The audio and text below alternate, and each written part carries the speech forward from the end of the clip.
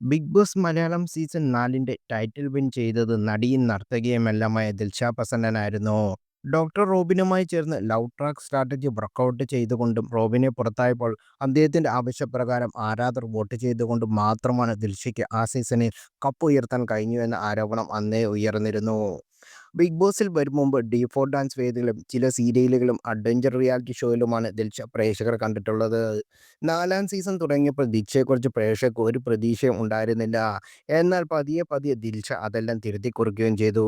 Big ബോസിന് ശേഷം stage ഷോയിലും സിനിമയിലുമെല്ലാം തിരക്കിലാണ് ദിൽഷ പ്രസന്നൻ. ഇപ്പോഴിതാ അടുത്തിടെ ഒരു ഓൺലൈൻ മീഡിയത്തോട് സംസാരിച്ചപ്പോൾ പറഞ്ഞ ചില വാക്കുകളാണ് വിമർശനം നേരിടുന്നത്.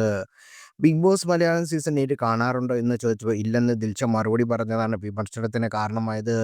ഫ്രെയിമിന് വേണ്ടി ചിലർ ബിഗ് ബോസ് ഷോയിൽ എത്തുകയും ആവശ്യമായ പണവും ഫ്രെയിമും നേടിക്കഴിയുമ്പോൾ ബിഗ് ബോസ് ഷോയുടെ ഭാഗമായിരുന്നു എന്ന് പറയാൻ ചിലർക്ക് മടിയാകും. അക്കൂട്ടത്തിൽ ഒരാളാണ് ദിൽഷ എന്നാണ് കമന്റുകൾ. കടലോളം സ്നേഹം എന്ന പ്രോജക്റ്റാണ് ഇനി വരാനുള്ളത്. സായി കൃഷ്ണയാണ് സംവിധായകൻ. ബിഗ് ബോസ് എപ്പിസോഡ് നിരന്തരം കാണാറില്ല. ഇൻസ്റ്റാഗ്രാമിൽ വരുന്ന റീലുകൾ മാത്രമാണ് കാണാറുള്ളത്. അല്ലാതെ എപ്പിസോഡ് തുടർച്ചയായി കാണാറില്ല. പ്രോഗ്രാമുകളൊക്കെ എന്നായിരുന്നു ദിൽഷയുടെ ഓൺലൈൻ മീഡിയത്തിലുള്ള ചോദ്യങ്ങളോട് പ്രതികരിച്ച് പറഞ്ഞത്. എല്ലാവരും അറിയാൻ തുടങ്ങിയത് തന്നെ ബിഗ് ബോസിൽ കൂടിയാണെന്ന്. എന്നിട്ടും ദിൽഷയ്ക്ക് അഹങ്കാരമാണ്. റോബിനെ പറ്റിച്ച് കാശുണ്ടാക്കിയപ്പോൾ കൊള്ളാമായിരുന്നു. ഇപ്പോൾ എല്ലാം ദിൽഷ മറന്നുപോയി. ഇത് സ്വാഭാവികമാണ്. നീ മറക്കുക. നിന്നെ ഇത്രയും ഫേമസ് ആക്കിയത് ബിഗ് ബോസ് ഷോയാണ്. ഇവളെ അന്ന് വിജയിപ്പിച്ചവരെ പറഞ്ഞാൽ മതിയല്ലോ. പിന്നെ ഷോ കാണാതിരിക്കാൻ മാത്രം ബിസി ഉള്ള നടിയാണോ ദിൽഷ?